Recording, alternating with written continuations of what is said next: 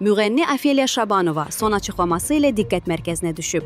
Publikaz Milli istinadla xəbər verir ki, sənətçi yaşadığı ağır günlərdən danışaraq səmimi etiraflar edib. O mövzu barədə ətraflı danışmaq istəmirəm. Dünyaya övlad gətirmədən itirənlər var. Baxıb pis olacaqlar. Oldu keçdi, dismət deyirəm. Qurban olum Allaha, onun yazısıydı. Şabanova son günlərdə yaşadığı qalmaqallar və stres səbəbindən övladını itirdiyini deyib. O, həmin anları xatırlayarkən çox göz yaşı tökdüyünü vurğulayıb. O anda çox ağladım, hələ də depressiyadayam. Sənətçi sosial şəbəkələrdə və efirlərdə gülümsəməsinə baxmayaraq, daxilində çətin günlər yaşadığını gizlətməyib. Gülməyimə baxmayın, tamaşaçılara mənfi enerji ötürmək istəmirəm. Onların heç bir günahı yoxdur. Bizdən həmişə qalmaqal yox, gülərüz, gözəl musiqilər və xoş mövzular eşitmək istəyirlər. Müğənninin bu açıqlaması sosial şəbəkələrdə geniş müzakirələrə səbəb olub.